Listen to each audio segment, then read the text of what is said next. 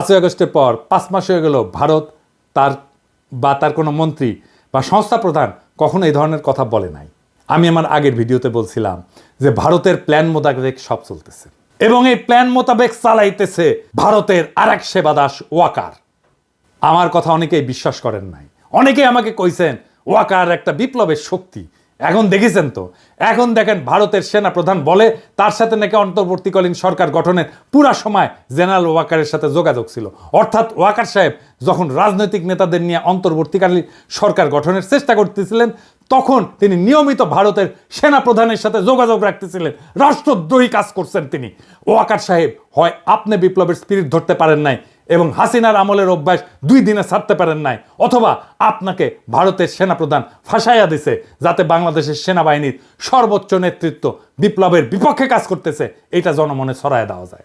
এইটা বাংলাদেশকে এবং বাংলাদেশের মানুষের মনোবল ধ্বংস করার চেষ্টা। এভাবেই গত 5 মাস ভারত নিজেদের কৌশল ঠিক করেছে এবং বাংলাদেশের সকল মানুষকে এটা বোঝানোর চেষ্টা করতেছে যে ভারত এখনো আমাদের প্রভু। এবং এইটা বোঝানোর জন্য তাদের প্রথম টার্গেট আমাদের হাসিনা বাবুর ফুফাতো বোনের জামাই সেনাপ্রধান ওয়াকার সাহেব।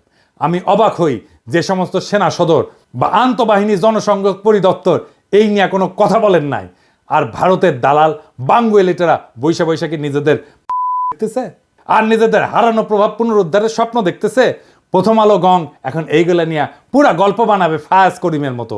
এইসব বাংলাদেশ বিরোধী ভারতীয় এজেন্টদের যেখানে দেখবেন সেখানেই এদেরকে জয় বাংলা কইরা দিতে হবে। এখন দেখেছেন তো জেনারেলদের বাসায় হাসিনার লোক, আওয়ামী লীগের লোকেরা লুকে আছে, দেখেছেন? ফ্ল্যাট মালিক কে?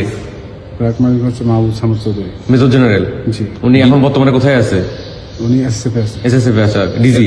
জি।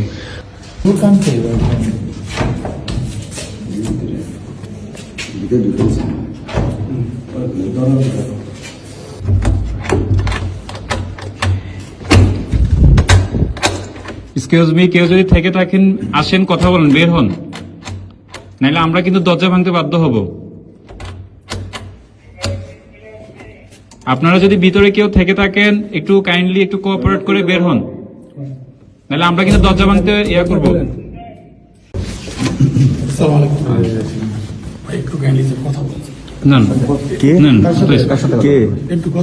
বলেন কে? ভাই আমি তো স্যার আসলে সামনে আসেন, সামনে আসেন, সমস্যা নাই। বলেন। মহিলা বন্ধ করে আপনি একটু আসেন।